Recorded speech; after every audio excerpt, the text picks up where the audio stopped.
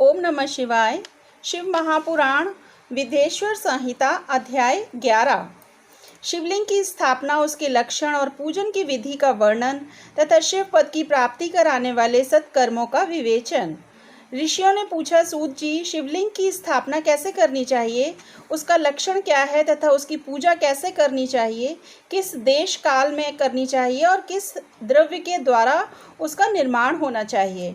तो सूत जी ने कहा, महर्षियों, मैं तुम लोगों के लिए इस विषय का वर्णन करता हूँ, ध्यान देकर सुनो और समझो। अनुकूल एवं शुभ समय में किसी पवित्र तीर्थ में, नदी आदि के तट पर अपनी रुचि के अनुसार ऐसी जगह शिवलिंग की स्थापना करनी चाहिए जहाँ नित्य पूजन हो सके।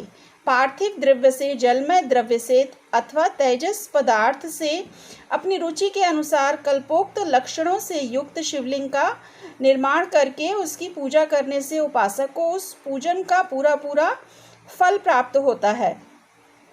संपूर्ण शुभ लक्षणों से युक्त शिवलिंग की यदि पूजा की जाए तो वह तत्काल पूजा का फल देने वाला होता है। यदि चल प्रतिष्ठा करनी हो तो इसके लिए छोटा सा शिवलिंग अथवा विग्रह श्रेष्ठ माना जाता है, और यदि अचल प्रतिष्ठा करनी हो तो स्थूल शिवलिंग अथवा विग्रह अच्छा माना गया है। उत्तम लक्षणों से युक्त शिवलिंग की पीठ सहित स्थापना करनी चाहिए। शिवलिंग का पीठ मंडलाकार, गोल, चौकोर, त्रिकोण अथवा खाट के पाए की भांति ऊपर नीचे मोटा और बीच में पतला होना चाहिए। ऐसा लिंग पीठ महान फल देने वाला होता है। पहले मिट्टी से, प्रस्तर आदि से अथवा लोहे आदि से शिवलिंग का निर्माण करना चाहिए। जिस द्रव्य से शिवलिंग का निर्माण हो उसी से उसका पीठ भी बनाना चाहिए। यही स्थावर अचल प्रतिष्ठा वाले शिवलिंग की विशेष बात है। चल प्रतिष्ठा वाले शिवलिंग में भी लिंग और पीठ का एक ही उपादान होना चाहिए, किंतु बाण लिंग के लिए यह नियम नहीं है।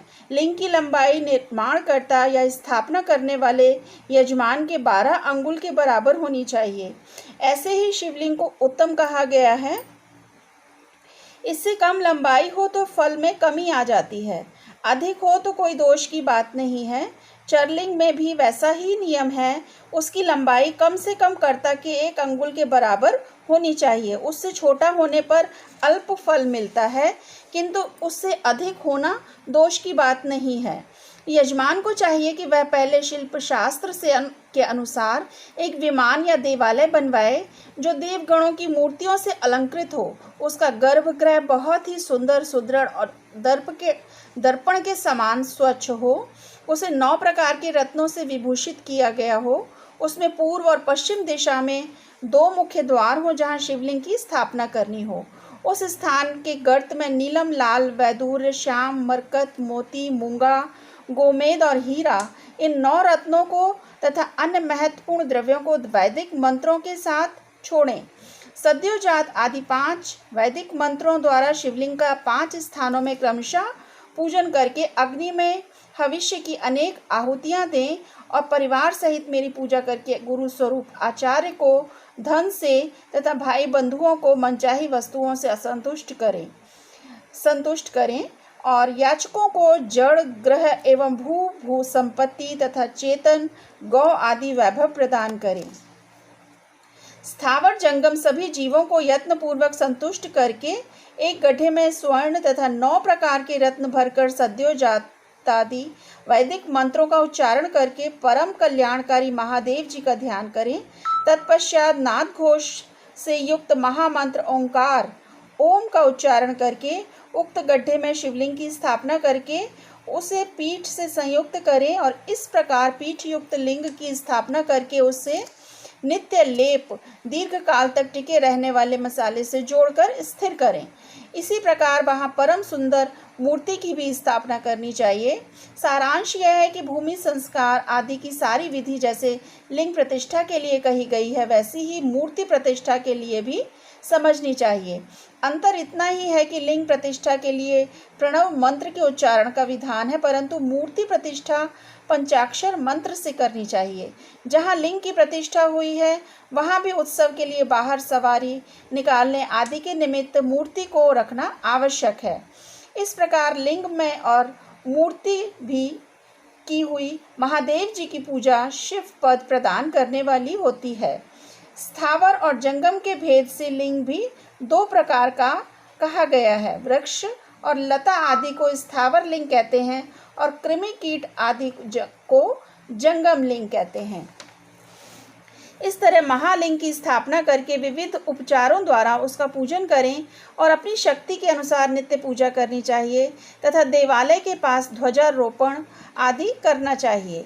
शिवलिंग साक्षात शिव का पद प्रदान करने वाला है अथवा चरलिंग में षोडशोपचारों द्वारा यथोचित रीति से क्रमशः पूजन करें। यह पूजन भी शिव पद प्रदान करने वाला है। आवाहन, आसन, अर्घ, पाद, पद्यांग, आचमन, अभ्यंग पूर्वक स्नान, वस्त्र एवं यज्ञोपवीत गंध, पुष्प, धूप, दीप, नैवेद्य, तांबूल, समर्पण, नीराजन, नमस्कार और विसर्जन, ये 16 उपचार हैं अथवा अर्घ से लेकर नैवेद्य तक विधिवत पूजन करें।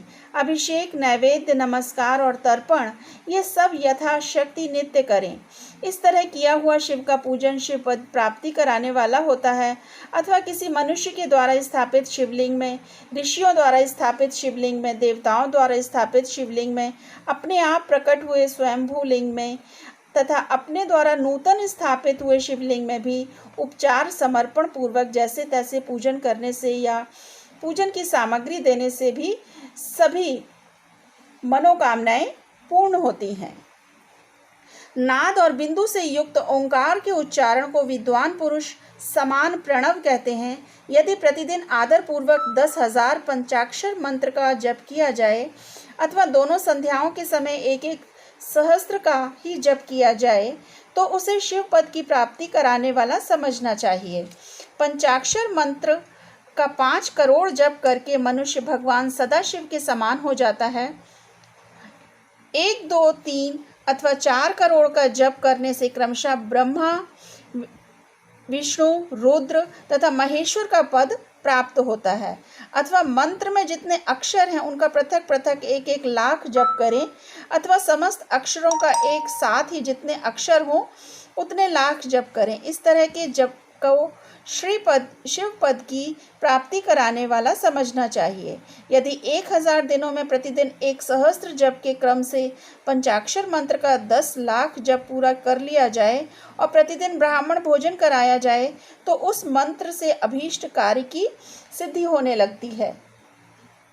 ब्राह्मण को चाहिए कि वह प्रतिदिन प्रातःकाल 1008 बार गायत्री का जप करे। ऐसा होने पर गायत्री क्रमशः शिव का पद प्रदान करने वाली होती है। वेद मंत्रों और वैदिक सूत्रों का भी नियम पूर्वक जप करना चाहिए।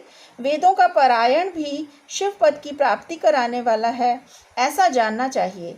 अन्यान्य जो बहुत से मंत्र हैं उनका भी जितने अक्षर हों उतने लाख जप करें।